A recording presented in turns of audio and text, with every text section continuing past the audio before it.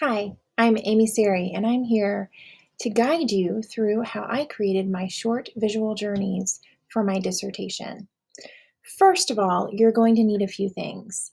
Um, you will need an iPhone or iPad or some other smart device that you can use to record videos or take photographs.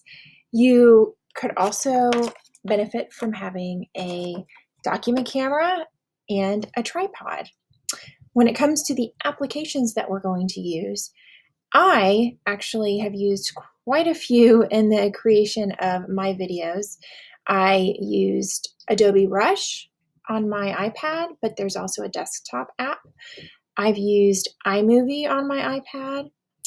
Um, and I've also used Loom and Screencastify. I've used both of them. I enjoy using both and having the option. And then finally, I used WeVideo to put the videos together. Now I'll go through how I created my short visual journeys through some mini tutorials in this video.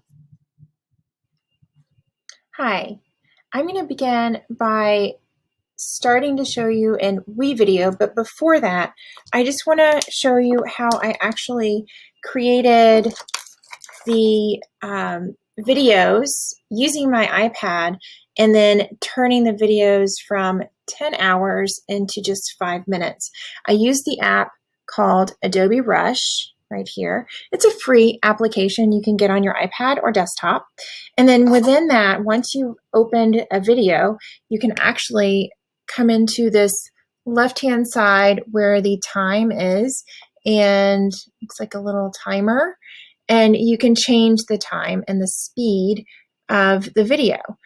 I was able to take my very long videos, move it all the way to 1000% for the range speed, save it, re-upload it, and change it again so that they ended up very, very fast.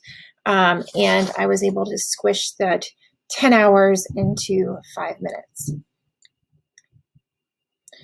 Now in WeVideo, here is the home screen. When you go into one of your videos that you're going to edit, and I'm just going to start inside of one, we can see here we have we have a preview window, a media library, and a timeline track.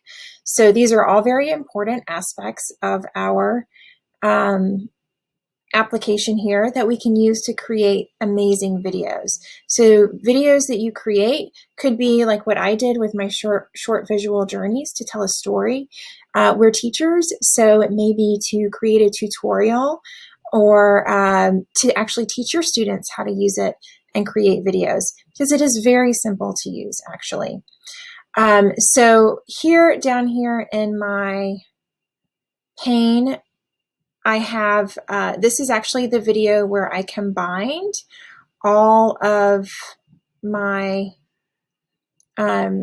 resin creation videos when I was creating the tangible artwork I made for my work. You can see it here at the bottom. So it's very long. It took up about 5 minutes in the end. And then within this, I actually created 3 separate areas. So each of these sections that you see here turned into 3 different short visual journeys. What I did was I duplicated this and then I cut out the parts that I didn't want for the other ones. And all this is drag and drop. So whatever I want to add from my media up here at the top, I can drag and drop it in. So if I wanted to drag in a logo, it can go right here. And then I can easily just hit the delete button to delete it if I don't want it. You can add layers. So here's my button to add a new video or audio track. And these can all be renamed, of course, if you get better at doing this and things become really complicated, you can actually name them so you know where you need to be. Because you can see as I'm working, all of this gets very small.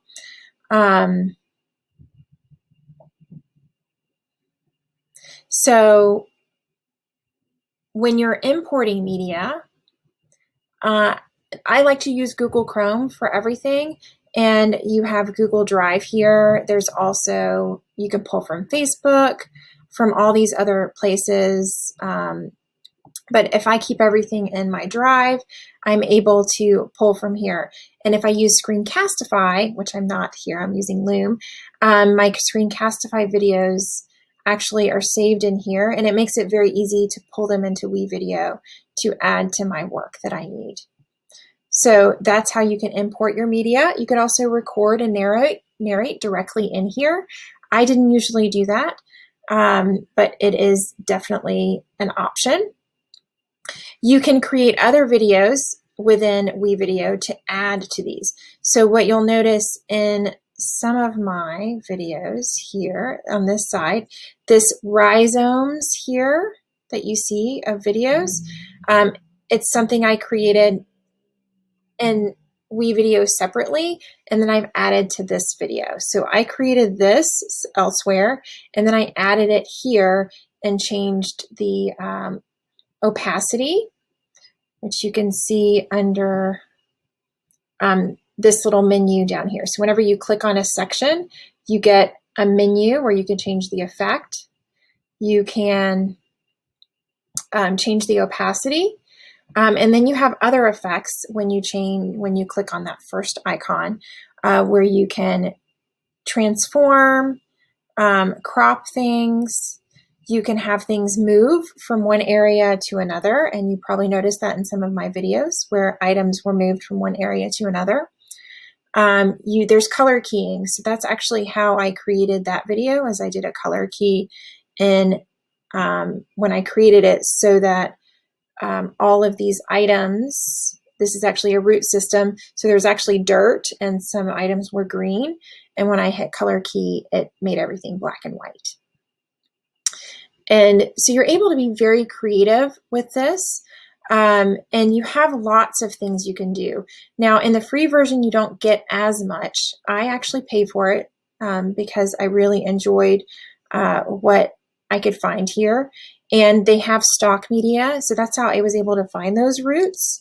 But you can search for anything and it's going to pop up. So I just searched for school, and you have lots of things that you can choose there, and you can preview it by clicking on it.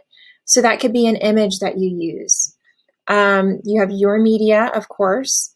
You're able to add text in many different ways that are move or static, have to do with the seasons, or it could be just call outs that you add. And these can be customized as well. So when you can actually choose the colors, the opacity, the font, all of that. And another great thing is that all of the extras, the audio, the stock media, it's all creative. It's creative license. So everything you're able to use and then share. So the music, the sound all came from in here. Even the transitions I used are all from here. I try to be consistent whenever I was within one. And then the backgrounds, those are fun too. You can see I used a background here to create this look on top of these. So you're able to create these amazing layers. I was able to add that GIF of the Tesseract, and these GIFs of me that I created on another app, transforming into my Bitmoji. So it allows you a lot of freedom to create in a very simple way, because it is just drag and drop and move it where you want it to go and edit.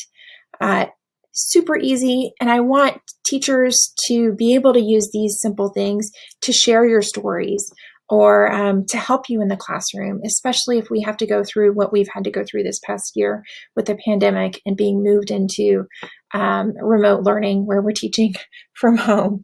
So hopefully you've enjoyed this guide, and I hope to see some of your short visual journeys soon.